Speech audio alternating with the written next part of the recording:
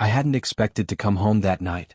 The red-eye from Seattle had landed 2 hours early, a small mercy amid the chaos of a business trip cut short by client drama.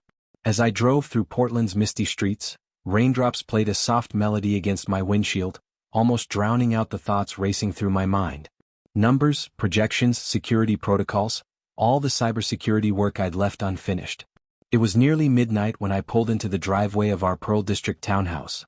The bedroom light was on, casting a warm rectangle onto the wet pavement below. Unusual for Lydia, who typically fell asleep by 10, Kindle still clutched in her manicured fingers. She must have waited up, I thought, a smile tugging at my lips for the first time that day. I reached for my overnight bag, noticing the gleam of my wedding ring under the streetlight. 7 years. Sometimes it felt like 70, other times like 7 days. Lately, more of the former. The front door opened silently. I'd oiled the hinges just last weekend. The foyer was dark, but the soft glow from upstairs guided me. I loosened my tie, ready to collapse into bed and feel Lydia's warmth against me. That's when I saw them. 2 wine glasses on the coffee table. One with a lipstick smudge, Lydia's signature crimson. The other with a clear thumbprint on the stem. My pulse quickened. I stood motionless, listening. Then I heard it. Laughter. Lydia's laughter, throaty and unrestrained in a way I hadn't heard in months. My mind raced through possibilities. A friend visiting.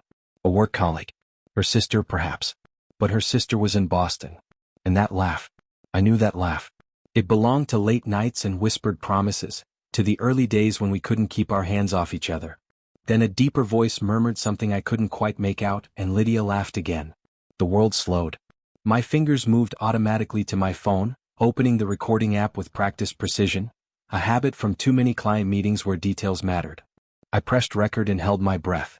"You're terrible," Lydia's voice floated down the stairs, clearer now. "That's not what you said earlier," came the reply, masculine and confident. My throat tightened. The familiar weight of my father's advice pressed against my chest. "Trust but verify, son. Always verify." I moved silently across our hardwood floors, past the framed wedding photos and the abstract painting we'd argued about for weeks before buying. Each step brought more clarity to the voices, more certainty to what I already knew. Standing at the base of the stairs, I held my phone aloft, capturing every word, every laugh, every moment of betrayal. Time stretched like taffy, seconds becoming minutes, becoming a small eternity. "I should go," the man said eventually. "He'll be back tomorrow?" "Not until late," Lydia replied, her voice carrying a certainty that stabbed at me. "Stay a little longer." I should have confronted them then. Stormed up the stairs, demanded answers, thrown things. That's what people do in movies, isn't it? But I am not a man of impulse. Never have been. Information is power, and power requires patience.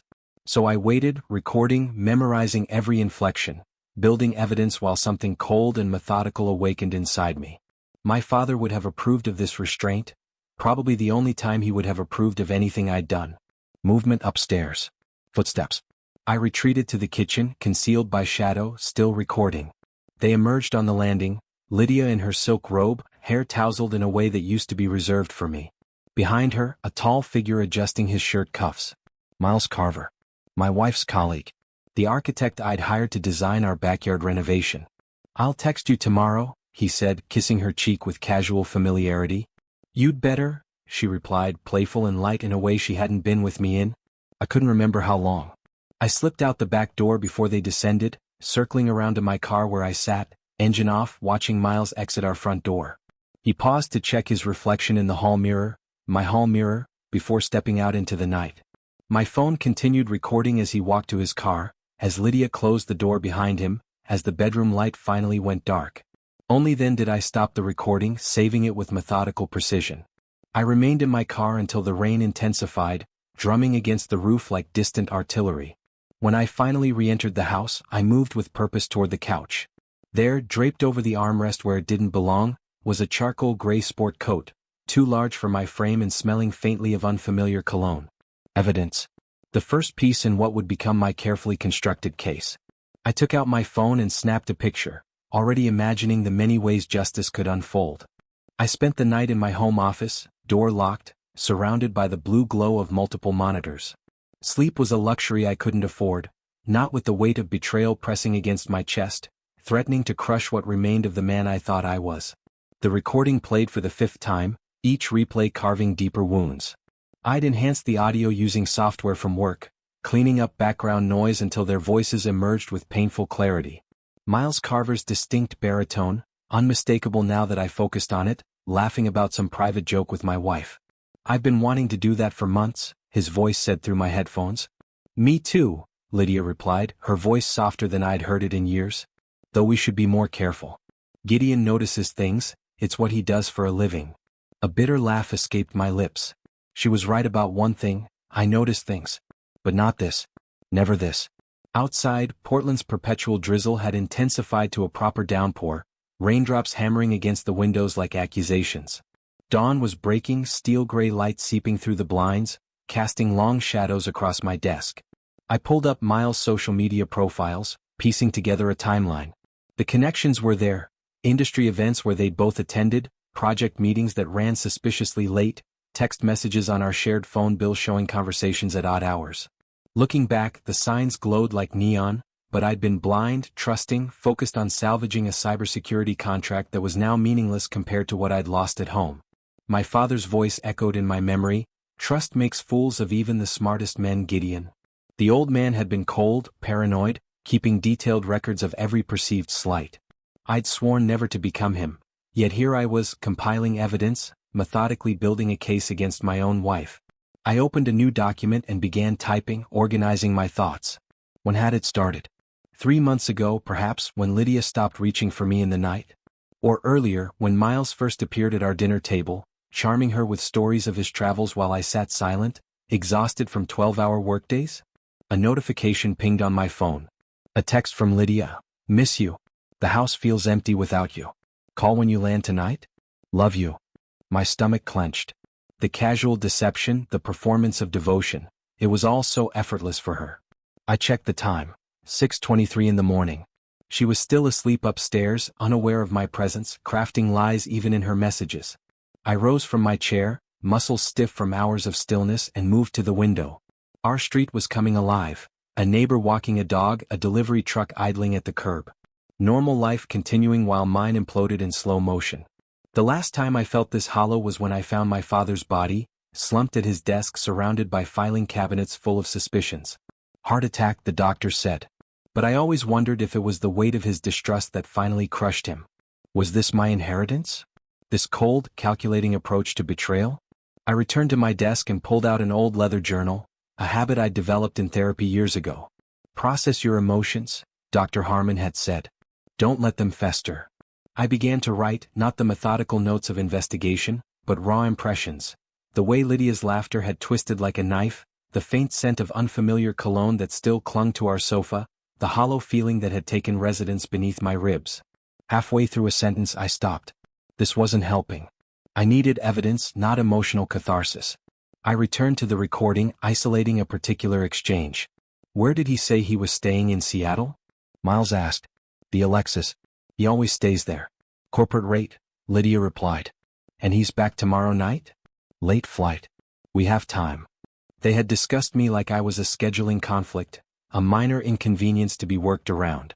The realization brought clarity, cooling my pain into something harder, more focused. I picked up my phone and called the office. "Rachel? It's Gideon. I need to extend my leave through next week. Family emergency."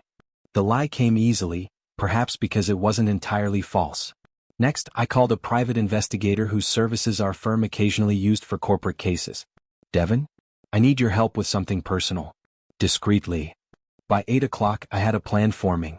By 9, I'd showered and changed into fresh clothes, erasing all evidence of my night's vigil.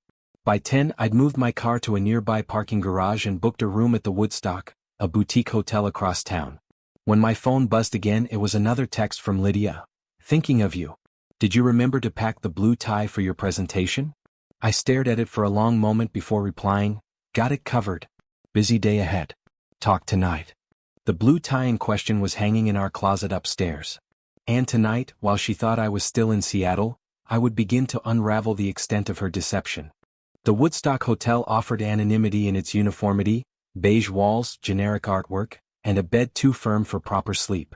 Not that sleep came easily anyway. I spent the day in a haze of determination and disbelief, setting up what Devon called my command center. Laptop, portable hard drive, and a small notebook where I jotted observations in my precise handwriting. At precisely 2:15, I received Devon's first report. Photographs of Lydia leaving our home, dressed for work in a navy pantsuit I'd bought her last Christmas.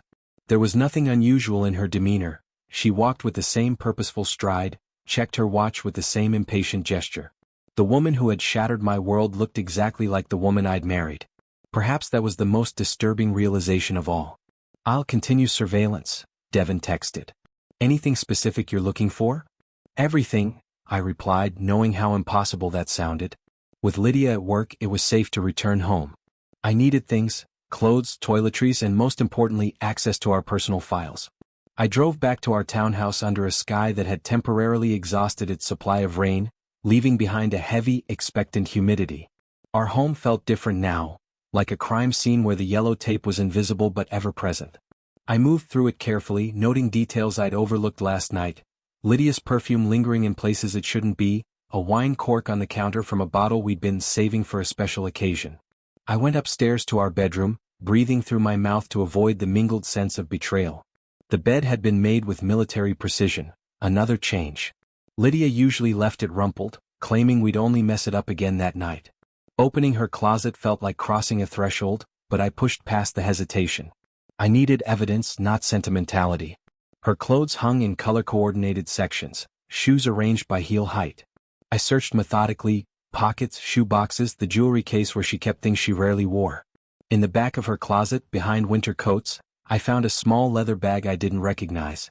Inside, hotel receipts from the Riverside in downtown, dated for afternoons when she'd claimed to be at client meetings, a pair of earrings I hadn't bought her, and a matchbook from the Overlook, an upscale bar near Miles' office.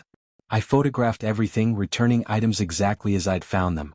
Then I moved to her dresser, searching through layers of silk and cotton. Nothing unusual until I reached the false bottom of her jewelry box, a hiding place I'd known about since I installed the dresser 3 years ago. There I found a burner phone. Basic model, no password protection. The text history revealed weeks of messages between her and Miles. Arrangements, innuendos, complaints about me. I connected it to my laptop, extracting the data before replacing it exactly as I'd found it. It was when I turned to leave that I noticed it, or rather, noticed its absence. My father's pocket watch, normally sitting on my nightstand, was gone. The worn silver timepiece had been his father's before him, passed down with solemn ceremony on my 18th birthday. It hadn't worked in decades, but I kept it close, a reminder of the man who'd shaped me with his paranoia and precision. I searched everywhere: drawers, closets, even beneath the bed, growing more frantic with each empty space. It wasn't valuable in any monetary sense, but it represented the one thing I'd respected about my father: his unflinching commitment to truth, no matter how uncomfortable. Had Lydia taken it? Or Miles? The thought of his hands on that pocket watch sent a surge of cold anger through me, clarifying my purpose like frost crystallizing on glass. I returned to the burner phone, scrolling more carefully through messages until I found it. A photo Miles had sent 3 days ago, the watch held in what were clearly Lydia's fingers, her crimson nails unmistakable. The caption read only, "Worth anything?" Her reply, "Sentimental only. He never takes it on trips." They had been considering selling it. My family heirloom, my connection to the past, assessed for its cash value while I worked to pay for the life we shared. I took a deep breath, steadying myself against the wave of betrayal. This was no longer just about infidelity. This was about the systematic dismantling of everything I valued, everything I was. My phone buzzed with a text from Lydia. "Working late tonight. Don't bother calling, client dinner. Love you X." Another lie. Devon's most recent update showed her leaving work at 4:30, heading not toward any restaurant but to a small coffee shop in the West Hills, where Miles' office was located. I gathered what I needed from the house, including backup drives and financial records. At the last moment, I checked my cufflink box, finding with grim satisfaction that she hadn't discovered the USB drive disguised as a silver cufflink, a security precaution from my more paranoid days that now seemed prescient. As I prepared to leave, I spotted a framed photo on our dresser. Lydia and me on Mount Hood, her smile bright against the snow, my arm protectively around her shoulders. I turned it face down, unable to reconcile that moment with the present reality. Back in my car, I scrolled through her cloud photos, looking for any trace of the missing watch. Instead, I found something more damning: a photo of Miles in our backyard, leaning casually against the fence we'd built together last summer. The timestamp showed he'd been there while I was at a conference in Chicago. The pieces were falling into place, creating a mosaic of betrayal more intricate than I'd initially imagined. Portland's waterfront wore its winter face that evening, somber, reflective, wrapped in a fine mist that blurred the boundaries between water and land. I sat in my car across from Miles Carver's office building, heater running just enough to keep the windows clear. Devin had texted that Miles typically left around 6:30. It was now 5:58. My father's voice echoed in my memory, "Patience is a weapon, Gideon. Those who rush reveal themselves."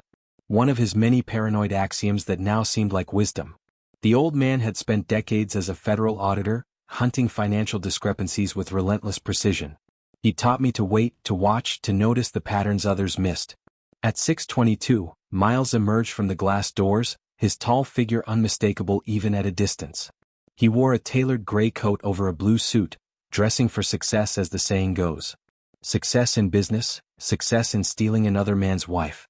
I followed him at a careful distance as he walked not to the parking garage but toward the riverside path that ran along the Willamette. The rain had intensified slightly, driving most pedestrians to shelter, but Miles seemed unbothered, opening a black umbrella with a practiced flick. He stopped at a bench sheltered by bare-branched maples, apparently waiting for someone.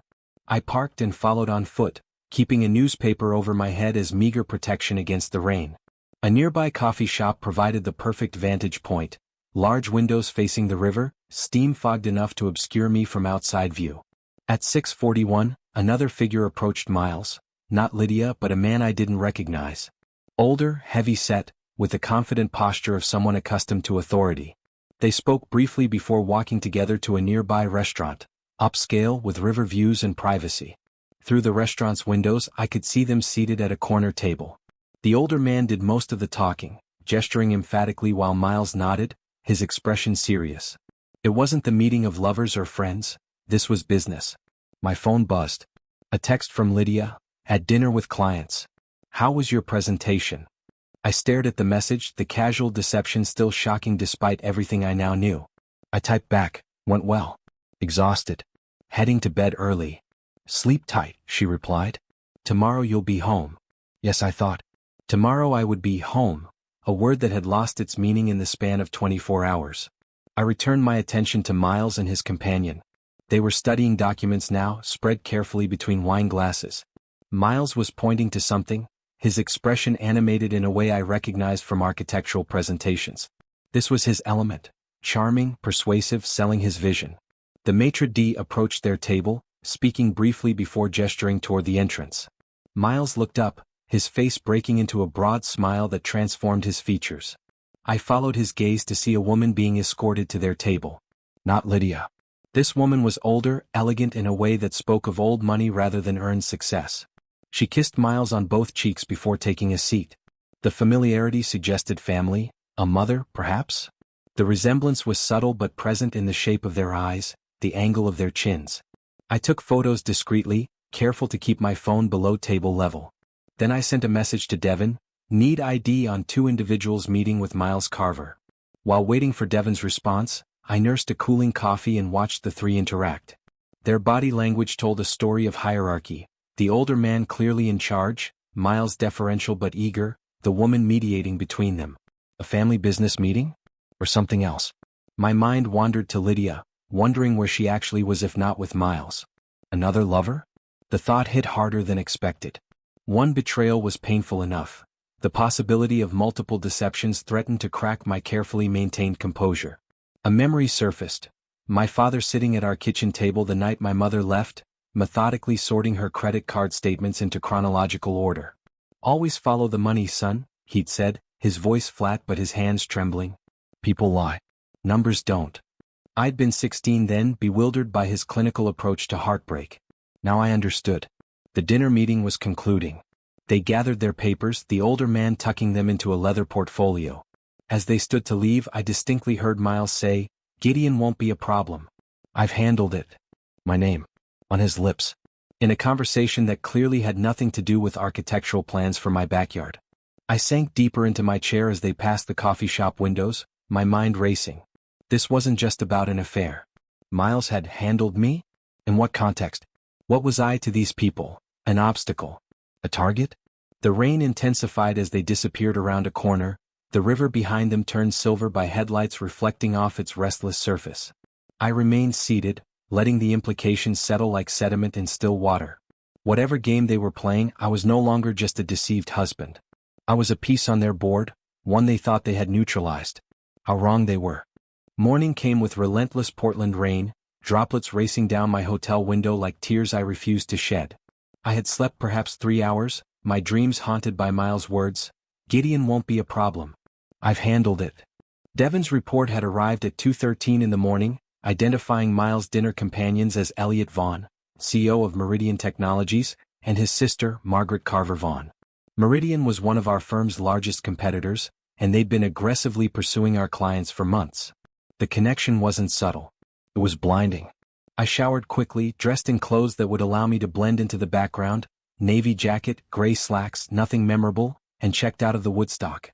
My next destination required more privacy than a hotel room with daily housekeeping service. By 8:30, I was settled in a small rental cabin on the outskirts of the city, the kind of place that catered to tourists wanting a rustic Portland experience. Remote enough for privacy, close enough to maintain surveillance. I set up my equipment methodically: laptop, portable drives, the small signal jammer I occasionally used for sensitive client work.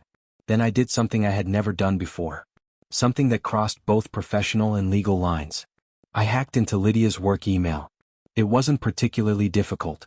She used variations of the same password for everything, our anniversary date followed by her mother's maiden name. The irony wasn't lost on me. She'd built her security around the very relationship she was destroying. For almost an hour, I combed through hundreds of messages, most innocuous: client communications, team meetings, lunch plans with colleagues. Nothing explicitly incriminating, until I reached a folder labeled Personal Projects. The emails inside were exclusively between Lydia and Miles, dating back 7 months, long before he'd ever set foot in our home, before he'd ever shaken my hand and complimented my choice in whiskey. In the earliest messages they discussed me directly. Initial meeting with G went well. He's exactly as you described, brilliant but naive when it comes to people. Too trusting. Miles. Don't underestimate him. He sees patterns where others don't.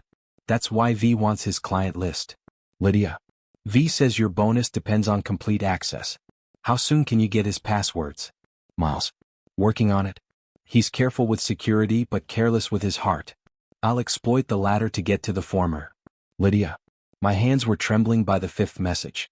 This wasn't just an affair that had evolved into corporate espionage. This was calculated from the beginning. I had been targeted.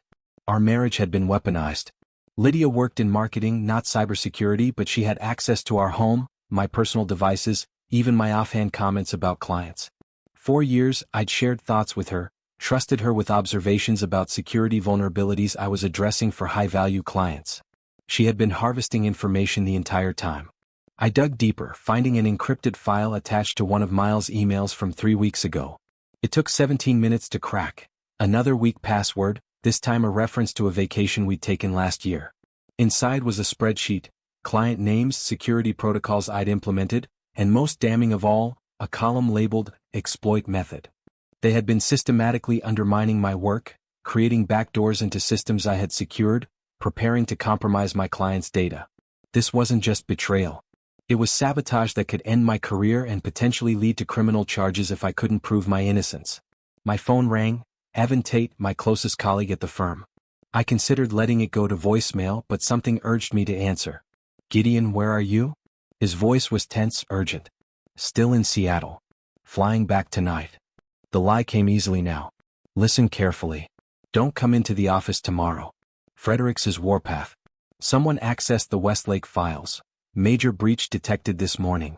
Your credentials were used. The floor seemed to tilt beneath me. Westlake was our most sensitive client, a defense contractor with government connections. That's impossible. I'm nowhere near those servers. I know that, Evan said, lowering his voice. That's why I'm calling. Something's wrong. Your system access shows login attempts from multiple locations simultaneously. I've temporarily locked your credentials, but Fredericks is talking about calling in federal investigators. Who else knows about this? Just the senior team for now. And he hesitated. And? Lydia called the office looking for you an hour ago. Seemed surprised when I said you were still in Seattle. Cold clarity washed over me. They were accelerating their timeline. The attack on Westlake using my credentials was meant to be the final blow, discrediting me professionally while they harvested my client list. Evan, I need you to trust me. Tell no one we've spoken. I'll handle this. After hanging up, I sat motionless, rain hammering the cabin roof in rhythm with my heartbeat. The full picture was emerging now. Lydia's affair with Miles, the connection to Meridian Technologies, the systematic betrayal on every level.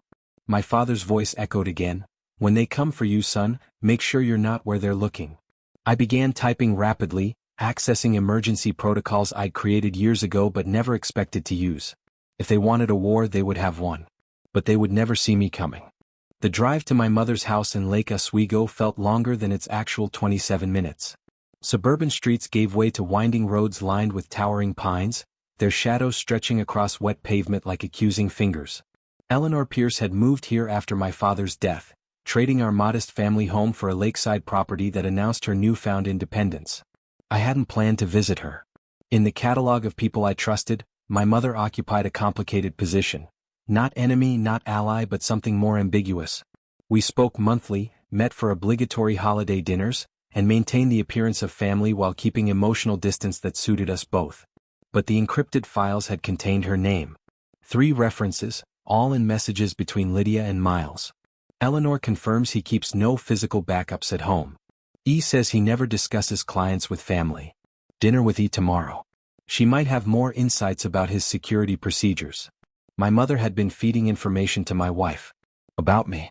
To people who were systematically destroying my life.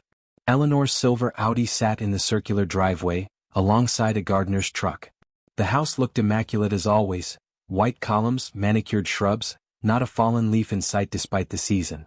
I rang the doorbell, listening to its echoing chime. She answered wearing cashmere and pearls, as though she'd been expecting company more important than her only son. Her surprise seemed genuine at least. Gideon. She blinked twice. Aren't you supposed to be in Seattle? Change of plans, I replied, stepping inside without waiting for an invitation. We need to talk. Her living room was a study in calculated elegance. Cream furniture, crystal lamps, shelves displaying art books she'd never read. Nothing personal except one photo. My father in his Air Force uniform taken before I was born, before disappointment had carved permanent lines around his mouth. You've been talking to Lydia, I said, remaining standing as she perched on a sofa edge. About me. About my work. Something flickered across her face, not guilt but wariness. We're family. Of course we talk. Don't. My voice was quiet but hard. Don't insult me with half-truths. Not now. She smoothed her slacks, a gesture I recognized from childhood, her preparation for difficult conversations. I don't know what you're implying. I withdrew my phone, opened the email screenshots. 3 separate mentions of you providing information about my security practices. Information that was passed to Meridian Technologies. Information they're using to destroy my career and possibly implicate me in criminal activity. Her eyes narrowed slightly, the only indication that my words had impacted her at all. You always were your father's son. Seeing conspiracies everywhere. Was he seeing conspiracies when he warned me about you? The words escaped before I could contain them, unleashing a history we usually left undisturbed. A memory surfaced. I was 14 watching my parents from the staircase as they fought in hushed, vicious tones. My father's voice carrying up to me, "She's using you to get to me, can't you see that? She married me for access, not love."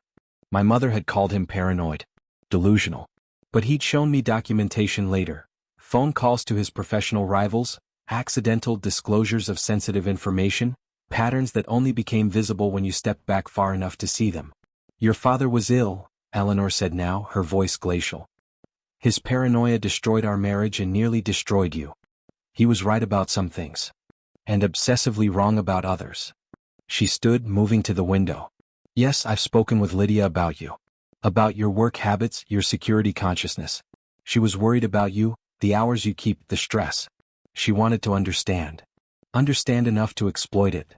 Eleanor turned, something almost like pity crossing her features. Have you considered that perhaps you're becoming him? Seeing betrayal in normal conversations. I've seen the emails, Mother. Between Lydia and her lover, the architect who's been in our bed while I traveled for work. The architect who works with Elliot Vaughn to steal my clients.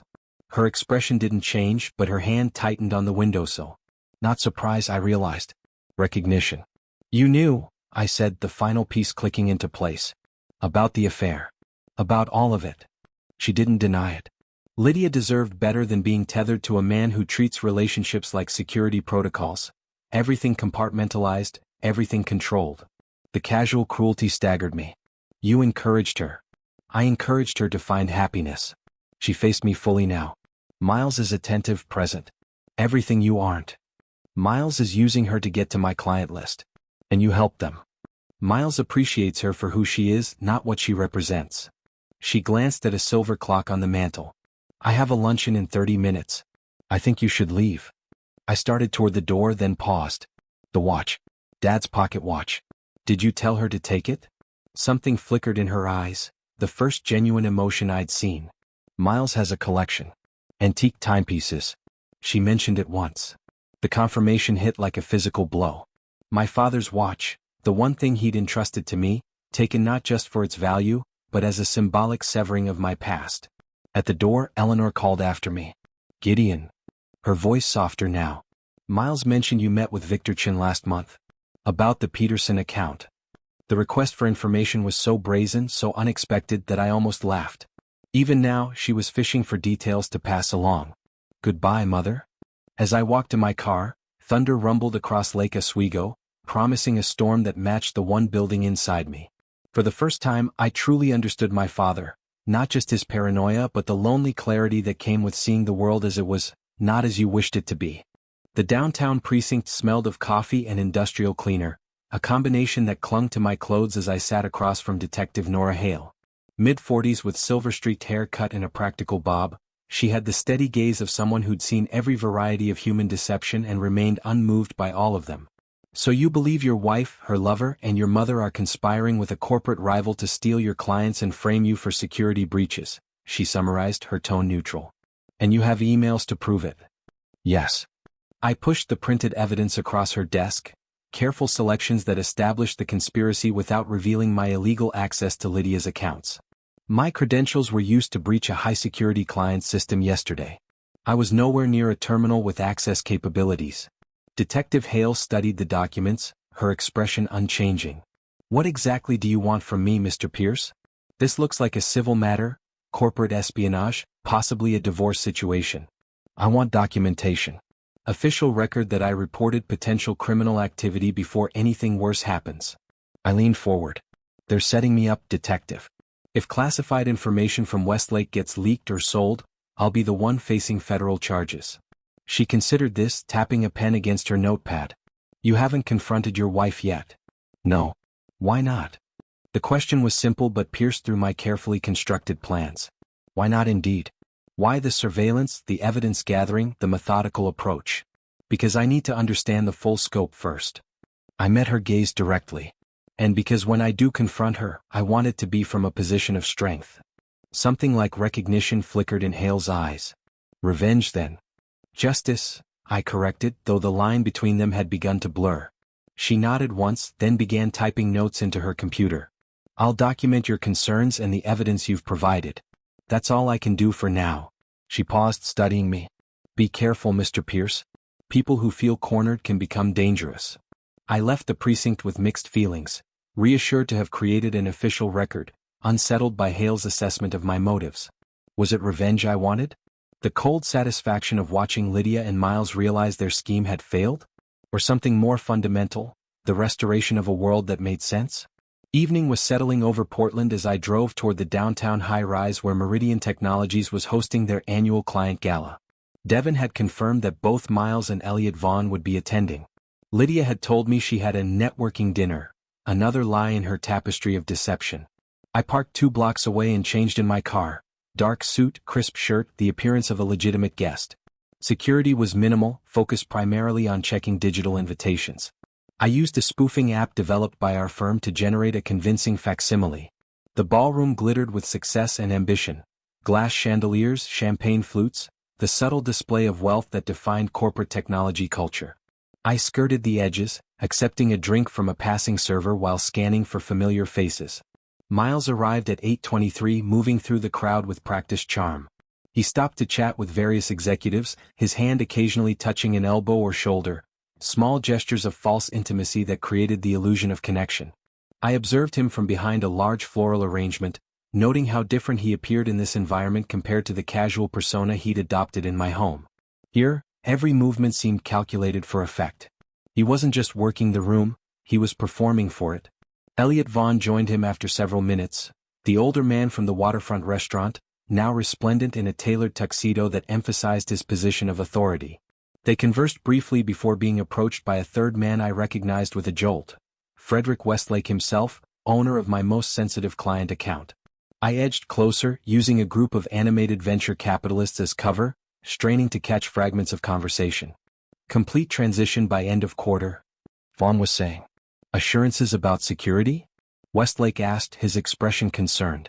Miles smiled, the same smile he'd directed at me across my dinner table.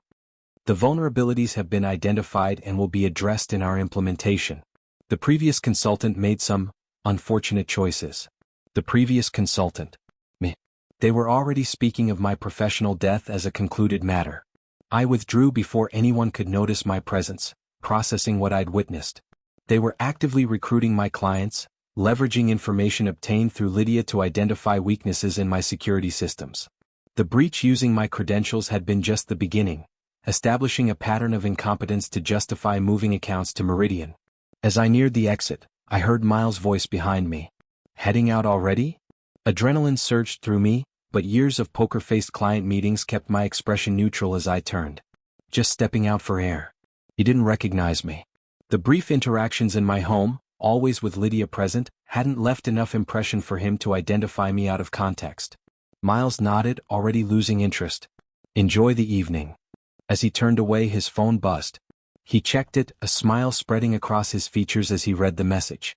Then he stepped away from the crowd, typing a response. From my position near a pillar, I could see the name on his screen. Lydia. I slipped out into the night, the pieces of their game becoming clearer with each move they made. But they had overlooked something crucial. They didn't know I was playing too. The rain had stopped by the time I returned to my mother's house, leaving behind a night air so crisp it seemed to crystallize my breath. Lake Oswego's streets were deserted, neighborhood windows glowing with the comfortable ignorance of those whose worlds remained intact. I hadn't planned this second visit. Logic dictated distance, gather evidence remotely, avoid confrontation until all pieces were in place. But the image of my father's pocket watch in Lydia's hands, offered to Miles like a trophy, had eroded my restraint. Eleanor opened the door in silk loungewear, surprise quickly hardening into wariness. Twice in one day. Should I be concerned? You should have been concerned years ago. I stepped inside without invitation for the second time. When you decided my marriage was an acceptable casualty of your resentment. She closed the door with deliberate calm. It's late, Gideon. It's been late for a long time, Mother. I moved to the living room, noticing changes since morning. Fresh flowers, a different arrangement of cushions, wine glasses in the sink. Did you have company tonight? That's hardly your concern. She remained standing, maintaining the higher ground. Always the power play with Eleanor. Was it Lydia? Or perhaps Miles came by to report on their progress dismantling my life. She sighed with practiced exasperation. This persecution complex is exactly why. Why what? I interrupted. Why you encouraged my wife to betray me. Why you shared information about my work habits, my security protocols. Why you helped them steal my father's watch. Your father's watch. She almost smiled. That's what this is about? That worthless timepiece. It wasn't worthless to him. Or to me. Because you worship his memory despite everything he put us through. Her composure slipped, revealing the bitterness beneath. 23 years of suspicion, accusations, controlling every aspect of our lives, and you idolize him. He tried to protect me from people like you. The words hung between us, too honest for retreat. Eleanor's expression shifted, not to anger but to something more dangerous, clarity. I didn't just encourage Lydia, she said quietly. I introduced her to Miles. The admission hit with physical force. What? At the hospital benefit last October. You were supposed to attend, remember? Another last-minute business trip. She moved to the bar cart, poured amber liquid into a crystal tumbler. She looked so lovely that night, so wasted on an empty chair beside her. Miles was attending as Elliot's representative. The introduction was organic. My mind raced back through the timeline. October, nearly 6 months ago. The Chicago conference. The canceled flights. Calling Lydia to apologize for missing the benefit she'd been anticipating for weeks. You orchestrated this, I said, the full picture emerging with sickening clarity. From the beginning. I made an introduction. She sipped her drink. What developed afterward was their choice. And when it became more than an affair, when it turned into corporate espionage, theft of client data, criminal activity that could send me to federal prison, was that their choice too? Something flickered in her eyes, hesitation, perhaps even concern. I don't know what you're talking about. Don't lie to me. The force of my voice surprised us both. I've seen the emails, the plans. They're using my credentials to breach classified systems. They're systematically destroying everything I've built. Eleanor set down her glass, suddenly looking older than her 62 years. Lydia mentioned concerns about your clients, yes. And Miles has been looking for leverage against Elliot's competitors. But not. She trailed off, reassessing. Not criminal activity. What did you think corporate espionage was, Mother? A gentleman's game? She turned away, facing the darkness beyond her windows. You've always been so rigid, so like him, seeing the world in absolutes. Right and wrong. Black and white. This isn't a philosophical debate. They've committed crimes and implicated me in them. What do you intend to do? The question held genuine uncertainty, perhaps the first honest thing she'd offered. What I've always done, I replied. Solve the problem methodically. As I turned to leave, she called after me, voice uncharacteristically hesitant. Gideon, be careful with Miles. I paused, hand on the doorknob. Why? He's not what he appears. His connection to Elliot goes beyond business. And she seemed to struggle with how much to reveal. He can be vindictive when challenged. I studied her, searching for manipulation in her concern. You're warning me now? After setting all this in motion? I wanted to humble you, not destroy you. Her admission came with something approaching regret. You're still my son. Blood isn't always enough, I said, echoing words my father had spoken decades ago. Outside, my phone buzzed with a text from Evan. Urgent. Systems detecting massive file transfers using your access codes. Frederick's calling emergency board meeting tomorrow. Whatever you're planning, do it now. They were accelerating their timeline, making their final moves before I could counter. Lydia, Miles, Elliot Vaughn, all converging to deliver the killing blow to my career and possibly my freedom. My father's voice seemed to whisper from memory, when the trap is closing, son, spring it yourself. Control the collapse. I started the car, my course now clear. It was time to bring this carefully constructed game to its conclusion. Time to show them exactly who they were dealing with. Mount Tabor loomed dark against the night sky, its hiking trails deserted save for the occasional beam of a security patrol's flashlight.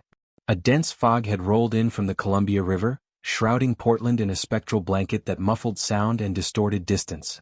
Perfect conditions for the confrontation I had engineered.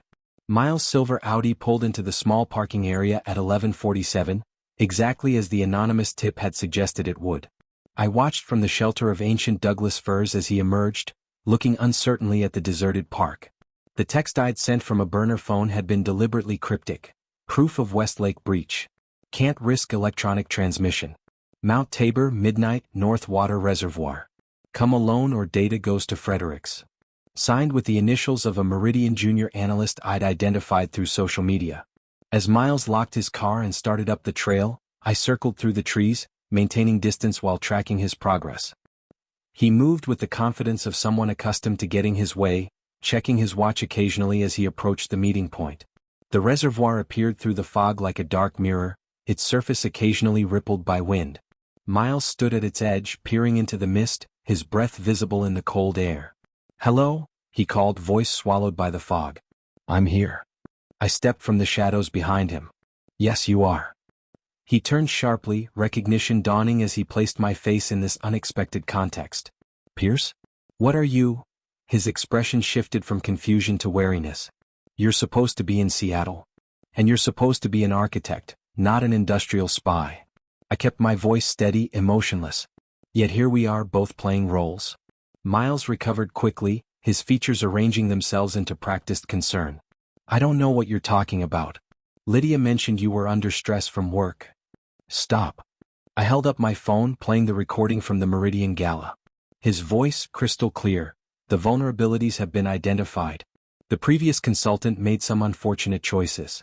He stiffened, calculating his options before shifting to a different approach. Business is competitive, Pierce. Nothing personal. You made it personal when you entered my home. My marriage. My bed. I took a step closer. When you conspired with my wife to steal client data. When you used my credentials to breach classified systems. You can't prove any of that. His confidence returned, bolstered by the legal protection he believed he had. I have the emails between you and Lydia. Between you and Elliot Vaughn. I have server logs showing access points. I have financial transfers to offshore accounts. Not all of this was true, but Miles couldn't know which parts were bluffs. Uncertainty flickered across his face. If you had actual evidence, you'd have gone to the authorities. I've been to the authorities. Another step closer. Detective Hale has copies of everything. This conversation is being recorded as an addendum. The fog swirled between us, condensing on his expensive coat, beating in his precisely styled hair. For the first time, Miles looked genuinely unsettled. What do you want? He asked finally. A confession. On record. About who orchestrated this, how it was executed, and the location of my father's pocket watch. He laughed, a hollow sound in the mist. You're insane. I'm not confessing to anything, especially not for a worthless antique. Then you'll be arrested when you leave this park. Cyber crimes, corporate espionage, conspiracy. I shrugged. Detective Hale is quite thorough. She's already connected your prior activities in Boston. The Schneider case? 3 companies bankrupted by similar breaches? The reference to Boston, a lucky guess based on fragments from Devon's background check, hit a nerve. Miles' expression hardened. You know nothing about Boston. I know enough. Another calculated risk. I know about Margaret's involvement. About the real relationship between you and Elliot Vaughn. His reaction confirmed I'd stumbled onto something significant. Something beyond what I'd already uncovered. Miles' composure shattered, replaced by cold fury. You think you're so clever, piecing together fragments. He stepped toward me, voice dropping to a dangerous register. You have no idea what you're interfering with. This goes beyond you and your pathetic security firm. Beyond Westlake. Then enlighten me. For a moment, I thought he might lunge at me, his hands clenching into fists. But Miles had cultivated his facade of sophistication too carefully to abandon it entirely. Elliot doesn't just want your client list, he said finally. He wants what's inside Westlake's classified projects. Government contracts worth billions. Access to systems that could. He stopped abruptly, realizing he'd already said too much. That could what? I pressed. Miles shook his head, regaining control. It doesn't matter. You're finished already. The breach has been traced to your home system. Your firm's board received evidence of your involvement this afternoon. Even your precious Detective Hale will find server logs pointing directly to you. And Lydia? Where does she fit in this larger scheme? Something like pity crossed his features. She was convenient. Ambitious. Tired of living in your shadow. He checked his watch. She's probably packing right now. Your joint accounts were emptied an hour ago. The calm that settled over me should have been frightening. Instead, it felt clarifying, like finally seeing the complete pattern after studying fragments for too long. My phone buzzed with a text. When I glanced at it, Lydia's name appeared on screen. Where are you? We need to talk. Miles saw the notification and smiled. She's realized something's wrong. You should answer her. It might be your last conversation as husband and wife. The fog thickened around us, isolating our confrontation from the sleeping city below. In that moment of suspended reality, I made my decision about what would happen next. What had to happen for justice to be served. Our Pearl District loft glowed with warm light as I approached, windows blazing against the night like a stage set for the final act. I stood across the street, watching Lydia's silhouette move behind the curtains, pacing, gesturing, phone pressed to her ear, searching for me while I observed, unseen. The confrontation with Miles had ended with calculated precision. I'd recorded everything, including his inadvertent admissions about Westlake's classified projects. He'd left Mount Tabor believing he still held the upper hand, unaware that every word had strengthened mine. Now it was Lydia's turn. I crossed the street at precisely 1:17 in the morning, using my key to enter silently. Music played upstairs, Leonard Cohen, her go-to soundtrack for stressful situations. The irony of Famous Blue Raincoat, floating down as I climbed the stairs, wasn't lost on me. She stood at our bedroom window, her back to me, still in work clothes despite the hour. 2 suitcases lay open on the bed, half filled with carefully folded garments. Our joint account statements were spread across the dresser beside an open laptop. "Going somewhere?" I asked quietly. Lydia spun, hand flying to her throat, a theatrical gesture I'd once found endearing. "Gideon, you scared me." Her recovery was impressive, professional. "Why aren't you answering your phone? And why are you home early?" I remained in the doorway, studying this woman I'd shared 7 years with. She was beautiful still, auburn hair falling in practiced waves, green eyes wide with manufactured concern. A stranger wearing my wife's familiar skin. "I've been busy," I replied, discovering how thoroughly my life has been infiltrated. Something flickered behind her eyes, calculation, not guilt. "What are you talking about?" "The suitcases suggest you know exactly what I'm talking about." Her gaze darted to the luggage, then back to me. Another performance commenced, her shoulders slumping, eyes dampening on cue. "I was going to tell you. I've been struggling for months, feeling disconnected, undervalued." "Save the script, Lydia." I moved to the dresser, turning the laptop toward me. "Your actual communications have been more revealing." Color drained from her face as she saw her own email account open on the screen. "You hacked my computer? That's illegal. So is corporate espionage. So is using stolen credentials to breach classified systems." I scrolled through the messages slowly. "So is conspiracy to commit fraud, which carries a minimum 5-year sentence." The pretense fell away like a discarded mask. Lydia straightened, her expression hardening into something colder, more authentic than I'd seen in years. "You have no idea what you're involved in," she said, echoing Miles so precisely it confirmed their rehearsed responses. "This goes beyond your little security firm. Government contracts. Classified projects at Westlake. Access worth billions." I nodded. Miles was quite informative once I found the right pressure points. Alarm replaced confidence. "You spoke to Miles?" "About an hour ago." He was equally surprised to see me in Portland. She moved to the bed, placing it between us like a barrier. "Whatever you think you know." "I know enough." I opened a drawer, retrieving a small recording device I'd hidden months ago, another paranoid habit inherited from my father that had proven prescient. "I know you married me for my potential client access. I know my mother introduced you to Miles as part of some vendetta against me. I know you've been systematically undermining my career while sharing my bed." "It wasn't like that in the beginning," she said, the first honest statement of the night. "I did care for you. But you became your work, Gideon. Everything compartmentalized, everything controlled. There was nothing left for me. So you found comfort with Miles while plotting to destroy me professionally?" "I found partnership with Miles." Her chin lifted slightly. "He sees me as an equal, not an accessory." "He sees you as useful," I corrected. "A convenient tool to access what he needs. Just like you saw me." Something dangerous flashed in her eyes. "You understand nothing about my relationship with Miles. I understand he's using you the same way you used me." I gestured to the suitcases. "And that he's already discarded you. Those offshore accounts he promised? Transferred to a different name this morning. You've been cut loose, Lydia." Uncertainty crept into her expression. "You're lying."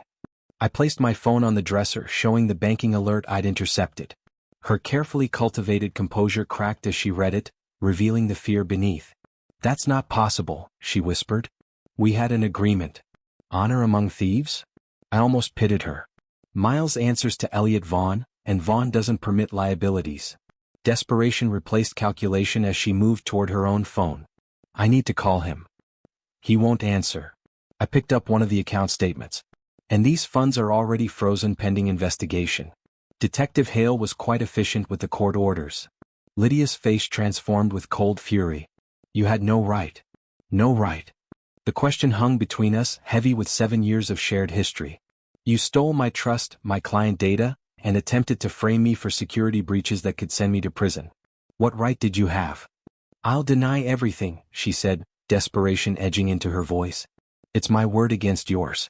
The respected marketing executive versus the unstable security consultant with a family history of paranoia. I smiled then, a genuine expression that seemed to unnerve her more than anger would have. "That might work except for one detail." I removed a pen from my pocket, an expensive Mont Blanc she'd given me for our anniversary. Every conversation in this house for the past 3 months has been recorded, including this one. The pen had been modified with a continuous recording feature, an insurance policy I'd implemented after first suspecting something was wrong. Paranoia, perhaps, but validated by this moment. As the truth settled over Lydia, her phone buzzed with a text. Miles again visible on the screen. Problem.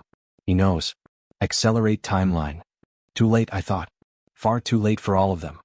Morning descended on Portland with unforgiving clarity, the fog replaced by crisp sunshine that seemed to mock the darkness of the preceding days. I sat across from Detective Hale in her office, surrounded by evidence that had grown exponentially overnight. Your wife is claiming coercion, Hale said, sliding a statement across her desk. Says Miles Carver threatened her career if she didn't cooperate. Convenient, I replied, scanning Lydia's desperate attempts at self-preservation. And contradicted by 6 months of emails and recordings. Hale nodded, her expression professional but not unsympathetic. She's also claiming you violated her privacy with illegal surveillance. I recorded conversations in my own home during a period when I suspected criminal activity. I met her gaze directly. Oregon's one-party consent law covers my actions. So your lawyer has informed us. She gathered the papers, tapping them into alignment. Miles Carver was picked up attempting to board a private flight to Vancouver. He's being questioned now. A small victory but not the endgame. And Elliot Vaughn? Still unreachable. Her mouth tightened with professional frustration. His office claims he's in meetings all day. Of course they did. Men like Vaughn insulated themselves with layers of corporate protection, maintaining plausible deniability while foot soldiers like Miles took the risks. And suffered the consequences. My phone vibrated with a text from Evan. Fredericks called emergency meeting. Westlake security breach contained but board wants answers. You need to be here. The final confrontation couldn't be delayed any longer. I stood, gathering my coat. I need to get to my office. Hale rose as well. We'll need your formal statement this afternoon. You'll have it, I promised. Along with additional evidence about Vaughn's involvement. The drive to our firm's downtown headquarters felt simultaneously too long and too short. Each traffic light offered another moment to refine my approach, yet brought me closer to a reckoning I couldn't fully predict. Lydia's arrest had been just the opening move. Miles' detention merely the follow-through. The real target remained Elliot Vaughn, the puppet master who had orchestrated the entire scheme. Our office occupied 3 floors of a gleaming high-rise, all glass and polished stone that projected the security and stability clients expected. I bypassed the main entrance, using a service elevator that opened directly into the executive level, a precaution that now seemed prescient.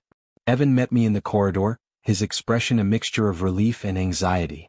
They're all in the boardroom, Fredericks, the entire executive team, legal counsel. He lowered his voice. And Elliot Vaughn. That was unexpected. Vaughn is here. Arrived 20 minutes ago. Claimed he wanted to personally address the unfortunate security concerns between our firms. The audacity was almost admirable. Vaughn playing the concerned competitor while his agents were being detained across town. Anyone else I should know about? Evan hesitated. Your mother is here. I stopped short. Eleanor? Why? Vaughn requested her presence. Something about her being a character witness for you. His confusion matched my own. I didn't know they were acquainted. Neither had I, though the pieces were rapidly rearranging themselves into a new pattern. My mother's introduction of Lydia to Miles. Her knowledge of Vaughn's operations. The vendetta she claimed to be pursuing against me. What if she wasn't just a peripheral player but central to the entire scheme? The boardroom fell silent as I entered. 12 executives seated around polished mahogany, all eyes turning to assess the man whose security credentials had apparently compromised their most valuable client. At the head of the table sat Robert Fredericks, our firm's founder, his expression grave. Beside him, looking remarkably untroubled, sat Elliot Vaughn. And there, in a visitor's chair against the wall, sat Eleanor Pierce, elegant as always in charcoal gray, her posture betraying no hint of the turmoil she had helped create. Gideon, Fredericks said, breaking the silence. We've been discussing the Westlake situation. Mr. Vaughn has generously offered his firm's assistance in assessing the damage. I'm sure he has, I replied, remaining standing. Just as he generously orchestrated the breach in the first place. Murmurs rippled around the table. Vaughn's expression remained placid, almost amused. Serious accusations require serious evidence, Mr. Pierce. I have recordings of your associate Miles Carver discussing the breach. Emails detailing the strategy. And as of this morning, Miles himself in police custody. I placed my phone on the table, activating the playback of my Mount Tabor confrontation. Miles' voice filled the room. Elliot doesn't just want your client list. He wants what's inside Westlake's classified projects. Government contracts worth billions. As the recording continued, Vaughn's composure began to fracture. His eyes darted to Eleanor, whose own mask of indifference had slipped to reveal something I hadn't expected. Alarm. There's more, I continued, producing the modified pen. Every conversation in my home for 3 months, including Lydia's calls with both of you discussing how to access our client systems. Fredericks turned to Vaughn, decades of business acumen allowing him to read the truth in the man's changing expression. You targeted my firm deliberately? Vaughn recovered quickly. These are obviously fabricated recordings. Likely part of Pierce's attempt to cover his own security failures. The police don't think so, I countered. Detective Hale has copies of everything, including the offshore account transfers you made to Miles this morning. The same accounts you promised to Lydia but redirected when she became a liability. Eleanor stood abruptly. This has gone far enough. All eyes turned to her, including mine. In that moment, I finally saw what my father had recognized decades ago. The ruthless calculation behind her poised exterior. Indeed it has, Mother, I agreed. Why don't you explain your role in all this? How long have you been working with Vaughn? The room fell silent as the last puppet strings became visible, connecting every player in this elaborate game.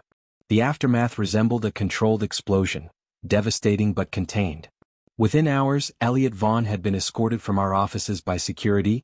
His superficial composure finally shattered when Detective Hale arrived with a warrant for his financial records. Miles remained in custody, reportedly offering information in exchange for leniency. Lydia had been released on bail, her attorney already floating claims of manipulation and coercion. And Eleanor Pierce had vanished. Her abrupt departure from the boardroom had preceded a larger disappearance. From her Lake Oswego home, from her social circles, from the carefully constructed life she'd maintained since my father's death. The revelation of her decades-long relationship with Vaughn had stunned even those who thought they knew her well. They were business partners before you were born, Fredericks had explained in the aftermath, looking aged by the day's revelations. Eleanor worked at Vaughn's first company. When she married your father, who was investigating their tax practices, Vaughn saw an opportunity. A long game then. My entire life cast as a move in someone else's strategy. 7 days after the confrontation, Portland's weather finally matched my mood. Relentless rain giving way to hesitant sunshine, blossoming cherry trees adding color to streets that had seemed permanently gray. I stood on the Hawthorne Bridge, watching the Willamette River flow beneath me, feeling the vibrations of traffic through the metal grating at my feet. My phone buzzed with a text from Detective Hale. Warrant executed at Vaughn's vacation property. Evidence secured. Call me. Another piece falling into place, another confirmation that justice, however imperfect, was proceeding. The criminal case against Vaughn, Miles, and Lydia would take months to build, years to fully resolve. The professional and personal damage they had caused could never be completely undone. Yet standing there watching boats navigate the current below, I felt something unexpected, relief. The burden of deception had been lifted, replaced by a clarity that, while painful, was preferable to beautiful lies. I thought I might find you here. The voice startled me from my thoughts. Eleanor stood several feet away, elegant even in obvious fatigue, her silver hair wind-blown, her usually immaculate appearance showing signs of strain. You're taking a risk, I said, turning back to the river. Hale has officers looking for you.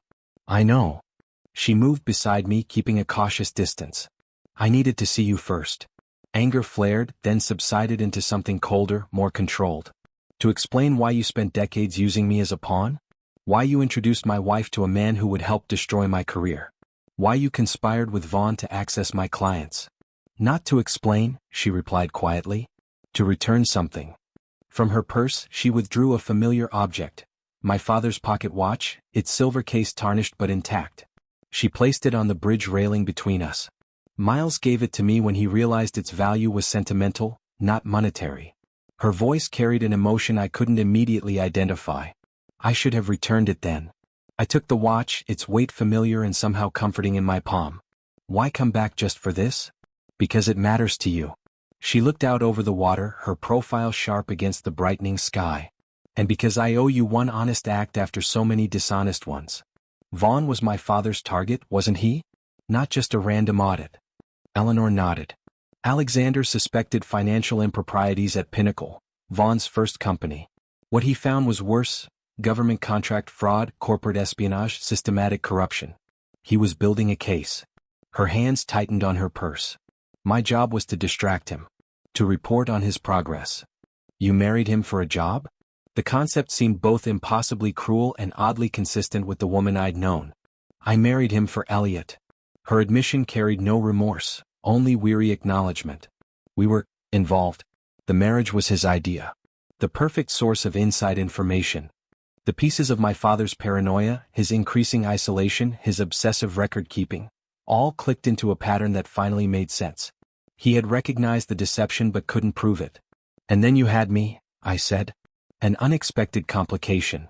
Something flickered across her face, not quite regret but recognition. You were never part of the plan.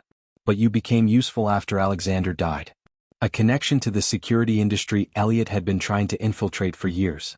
My entire life, my career choice, my marriage, all manipulated to serve Vaughn's purposes. Not all, she countered. Your choices were your own. Your talent is genuine. Vaughn simply exploited the opportunities those created. She glanced at her watch, not a nostalgic timepiece like the one I held, but a modern, practical instrument. I don't have much time. There's an account in Zurich with funds that rightfully belong to your father's estate. The details are in here. She offered a small envelope. It won't undo the damage, but it might help rebuild. I took the envelope without opening it. Where will you go? Better you don't know. She hesitated, then added, for whatever it's worth, I am proud of the man you became. Despite my influence, not because of it. The sentiment, perhaps her first honest maternal expression, came decades too late to matter. As she turned to leave, I asked the question that had haunted me since childhood. Did you ever love him? My father? Eleanor paused, her back to me. I respected him, she said finally. His integrity. His precision. His absolute certainty about right and wrong. She glanced back over her shoulder. He would be proud of you too, Gideon. You beat them at their own game. Then she was gone, disappearing into the pedestrian flow like she had never existed. Another ghost in a life that had accumulated too many. I remained on the bridge, holding my father's watch, feeling its steady weight, a tangible connection to truth in a world built on deception. With deliberate care, I opened the case, exposing the intricate mechanism within. The hands remained frozen at 3:17, the moment of my birth, I realized suddenly. My father had stopped it there intentionally, preserving that one pure moment before Eleanor's influence began. Rain started again, gentle drops that beaded on the silver case like tears. I closed it carefully, tucked it into my pocket, and began walking toward whatever version of home awaited me now. Time to begin again.